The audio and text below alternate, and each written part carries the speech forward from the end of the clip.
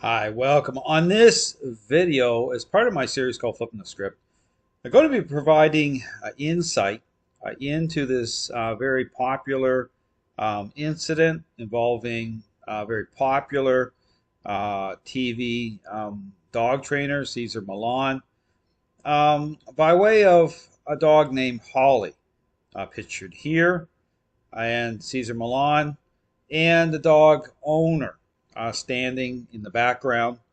Now here, where I stopped it right here before things begin to escalate between Caesar and Holly, I want to provide a framework.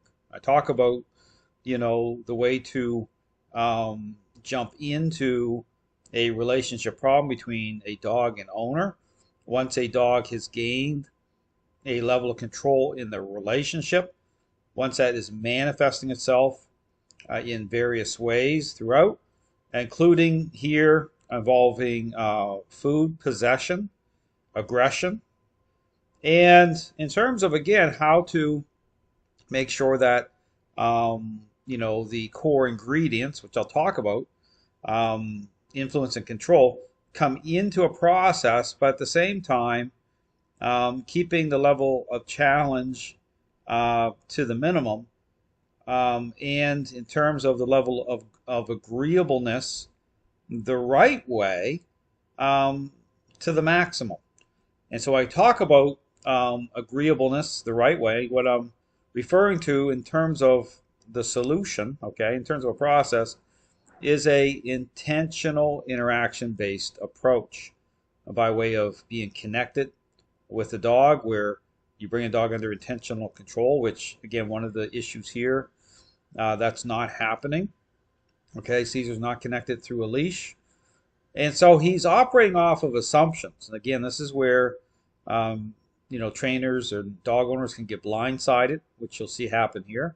Because if you're not connected, if you don't have, the core ingredients by way of, a dog under intentional control, okay, happening, you're not going to be able to get kind of real-time information, okay, to give you the edge, okay, so to speak, when a dog goes into a level of challenge.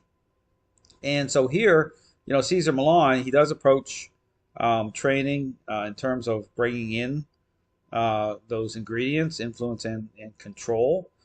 But again, how he does it in terms of, again, I talk about it being intentional, okay, by way of through the leash, very specific. Understand that matters in terms of, how everything aligns through specific interaction. So, when I'm interacting with a dog, I am, again, talk about the language of the method in terms of clarity.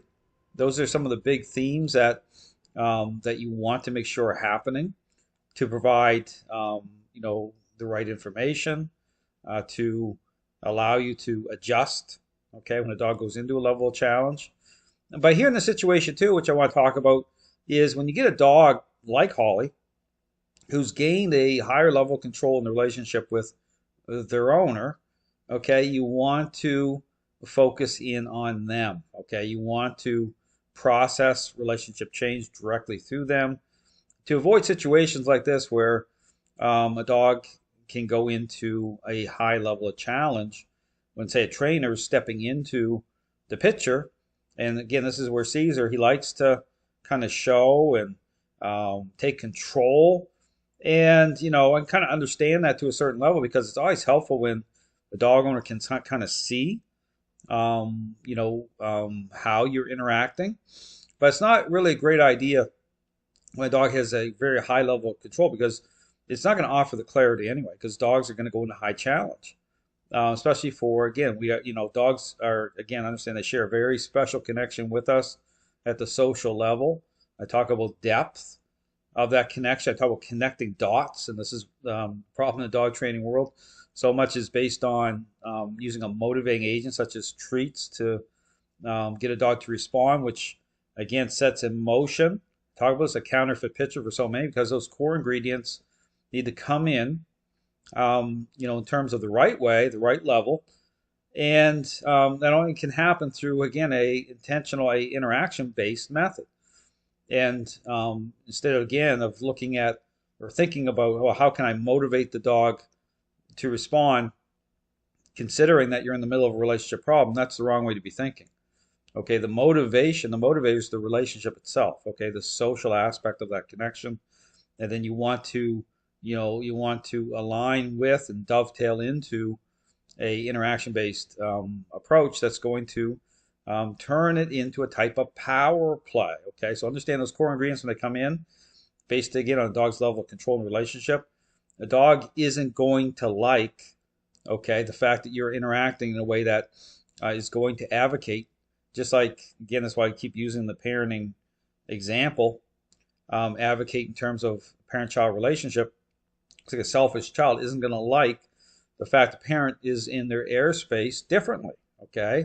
In terms of expectations, parental influence is happening. So this is one of the aspects too. I talk about social, why it is that, so much people get caught up in, or by appearances, there's so much deception in terms of just this issue about, response, how his dogs can look well behaved, even as they're moving around for treats or something they want, doing a great sit down, come and stay, only discover they're still holding control in the relationship. Okay, understand that it's more just about superficial response. It's about how you're engaging, how you're jumping in. So here, Cesar definitely does jump in terms of, control. But here, like I said, you want to tie this in directly through the owner. This is where you'd be coaching, okay, the owner. So what you're doing here by doing this, you're actually manipulating the fact the dog has control in and through that owner. So it's going to keep things leveled down. Okay, the dogs be more agreeable based on that, even though you definitely need the owner to change. Okay, you need them to fade in, as I call it, to start to bring those core ingredients in to affect change the right way. So, but again, you'd want to process through the owner, and then once, say, Holly starts to become more agreeable the right way through the owner, then say Cesar or a trainer would be able to interact with the dog. The dog's gonna be more agreeable, okay, the right way. So here, sets up a big contrast here. It's like fire and gasoline.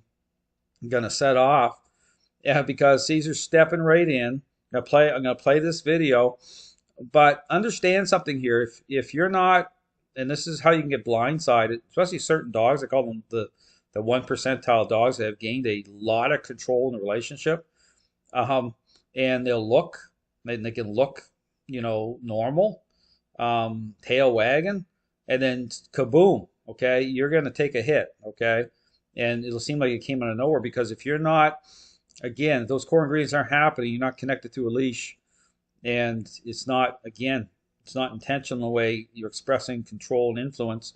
And you watch my videos and you'll see how I'm doing that through what I call the one-step method. Okay, it's one way to, again, very intentional type of language happening with those core ingredients. Then you're setting yourself up, okay, to get blindsided, especially with some dogs. You might get away with this quite a bit, but then you'll get blindsided. So here, you want the starting point is always about, getting the right information. And again, change happens through those core ingredients, influence, control. And again, I talk about being dialed into even dog state of mind, both the relationship, dog state of mind. Influence is, proactive. Okay, so you're intercepting the level of dog's stinking thinking. Okay, so even here, for example, when you're processing this through the owner's doing a one-step method in, and again, bring the dog under intentional control. That's expressed through how you're guiding and asserting influence, control over a dog. And then again, even certain moments, even going and walking to the side or next to the bowl, a dog that has a lot of control issues is going to be overly invested in the food. Then you're just going to nudge just a little bit, break that connection. But just as the dog is starting to, just as that stinking thinking's happening. So understand that that's one of the keys, is to be dialed in the right way into a dog state of mind, and proactive, because their thought process in terms of seeing everything as a supply source, it's almost like the food's already in their stomach, okay?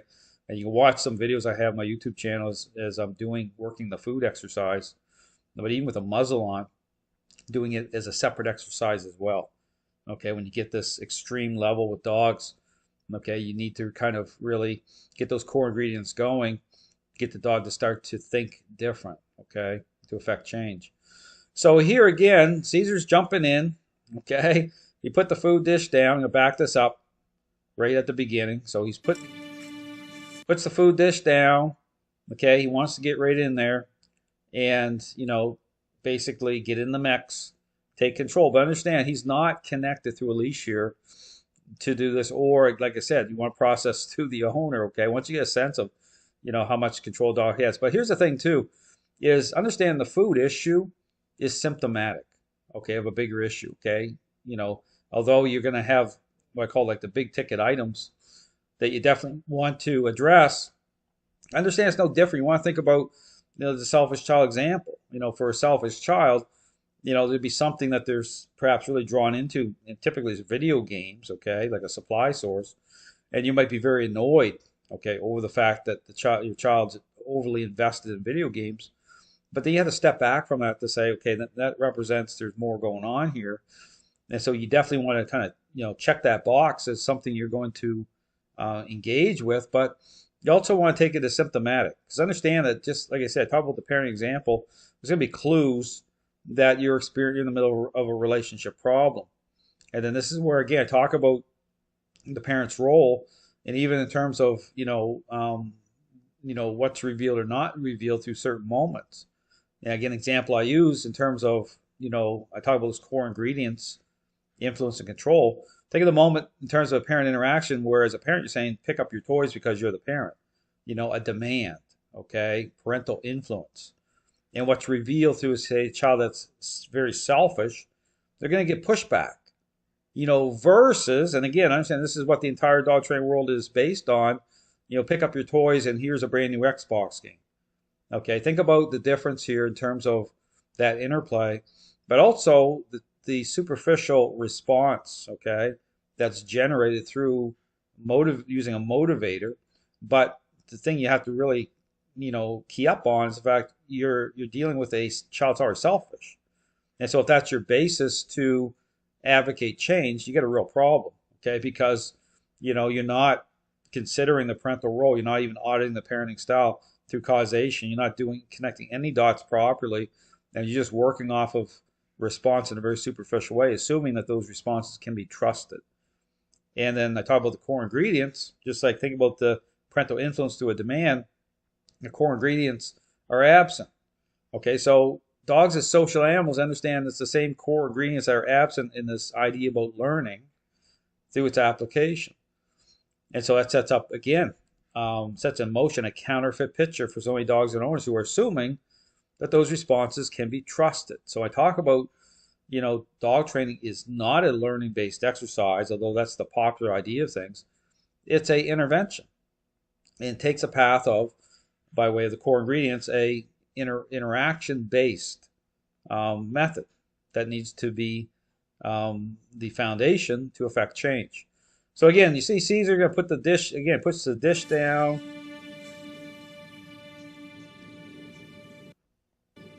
And it's kind of like a stare down, right?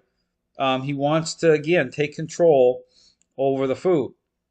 But the problem here is that, again, those core ingredients aren't coming through to bring this dog under intentional control. So you're merely operating off of looking at dog's body language, okay, and that's deceptive, because think of it this way: control at a certain level will offer up the appearance of agreeableness. Okay, just like a very selfish child can look well behaved most of the day while they're playing their video games. Okay, this is why, in terms of dogs and social animals, dogs can gain an incredible amount of control in the home environment, in the relationship through the owner, and can look well behaved as people are petting all over the dog. Meanwhile, okay, a serious problem. And then something happens and it seems disconnected from the relationship. It's really not. Okay, I understand this is the problem when it comes to appearances. See, that's unsure, that's not submission. Okay, good girl. So he's saying good girl. He's saying, wants her to start to engage and eat. Okay, and that's gonna, again, that's like, adding fuel to the fire here, because, obviously this dog has very high level of control over the food.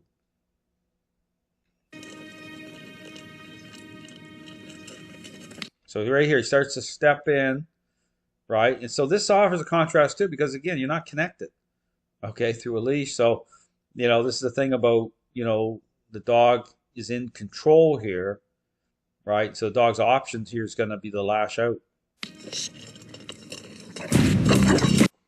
So very fast too. I mean, that's how quickly, understand when things happen, you don't have time to react, and then you're not connected to a leash, so your options are limited. Okay, how do take a hold of this dog?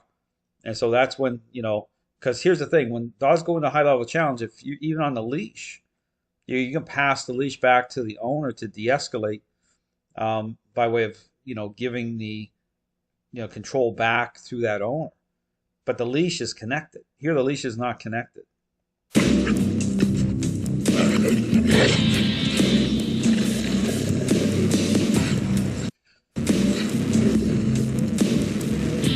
So again, Cesar, just standing his ground.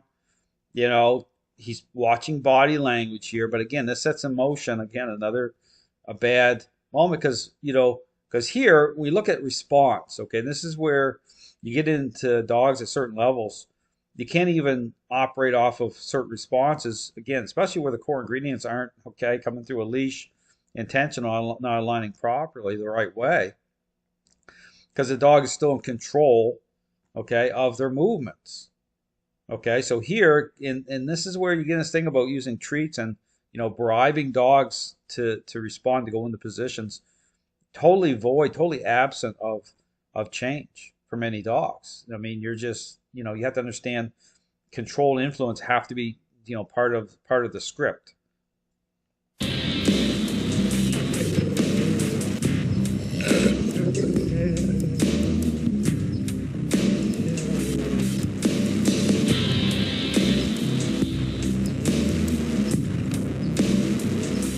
Because right here, it's more of a fight or flight thing going on. This dog's going to go into a down position here. But like I said, don't be deceived.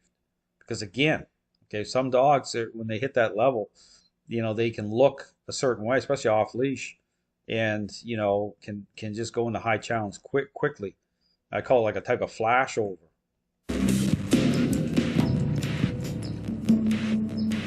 Because right here, this is the thing.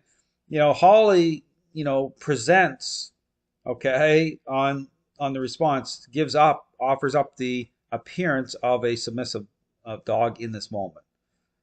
Okay, that's the problem here. I mean, and this is how people get in trouble, because you saw that moment there, and Cesar's there for a reason. Okay, this dog has a high level when it comes to food, but understand, you're not, here he's taking control of this area somewhat. But in terms of the relationship itself, tied into the relationship, connected to the human directly, that's not happening here. Okay, in terms of really advocating, being able to really take control in a very intentional way, lining up to the human, that's not part of it here. This is more just about, space, territory. You have to give him a moment, because the brain got stuck. See, and so this is the thing. So this will work for. Don't get me wrong.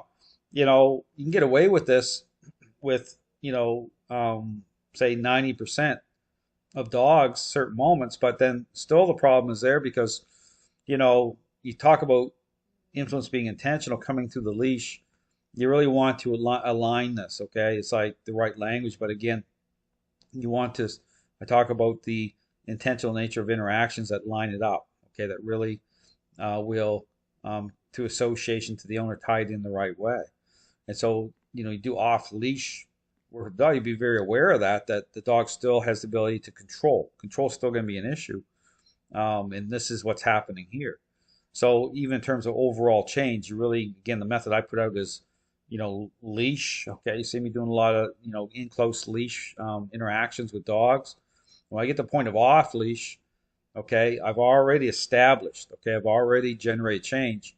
Then you start to get into, some off leash stuff. You don't want to go there too soon.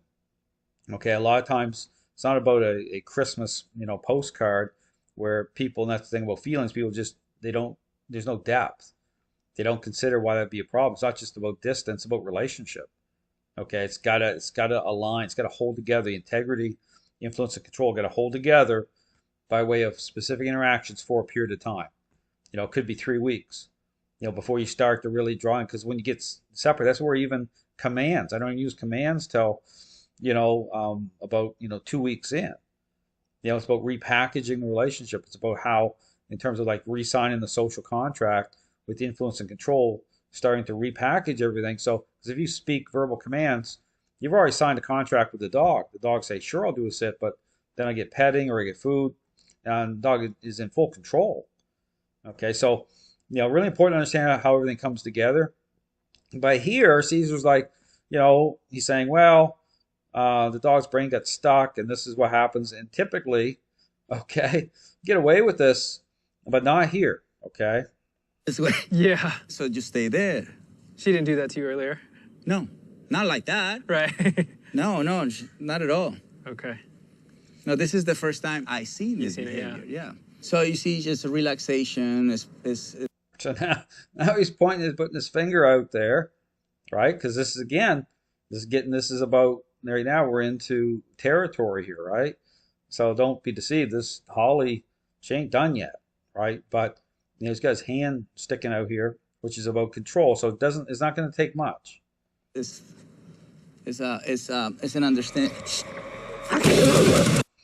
And so here, bad moment. And understand that once this dog starts to go into your arm, you don't want to fight too hard, because this is when, ligaments and everything, you start getting this big battle. You want to try to relax. It's hard to do if a dog's into your arm to control your thinking. Okay.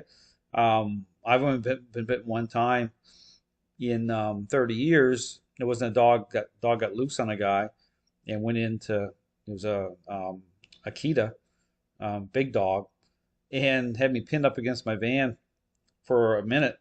Well, the dog owner couldn't even see what was happening. He was standing behind the dog. But the dog went in one arm, started going back and forth. I had to just relax. And the dog went to the next arm, started shaking it back and forth. Again, I had to just relax. Hard to do, because you want to just minimize damage. And while I was talking to him, it's like, get a hold of your dog.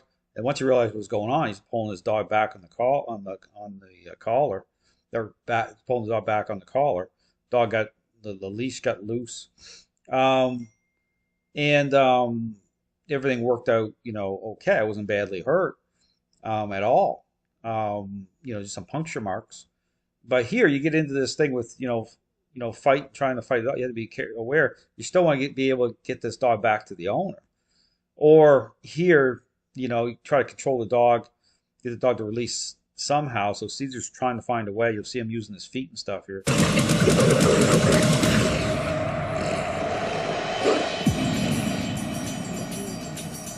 I didn't see that coming. And this is hard, because then it's like personal, right? It's like you're gonna be very upset, okay, for something like this happening. But you gotta understand that this is about the food, and this is like the dog saying, you know what? Yeah, I'm gonna go. I'm gonna. But again, if you connect to the leash, you can control all of that. So here, all to say that play a little bit more of this here. Same thing, puncture, bleeding out a little bit. But again, all to say, going back here, to the original kind of setup, is, again, you want to process through the owner directly. Okay, if you get a sense, this is where you get a sense walking into a situation when the dog's already in the leash to that owner. When I'm paying attention. Okay, I'm already, getting a sense of what level the dog's at. But again, the food exercise may not be something you immediately want to just draw into. Okay, it's about the relationship. Okay, you want to cover off. You want to get that owner kind of dialed into everything. And I'll use a parenting example as kind of the framework to do that. So all to say, yeah, you definitely, this situation here, Caesar likes to take control, but this is a example of getting blindsided, especially with some dogs. I mean, understand, you hit dogs at a certain level, they're going to offer up the appearance of, balance. right? And then kaboom. But again, avoid this by being connected to the leash and again, processing it directly through the dog owner. Thanks for watching.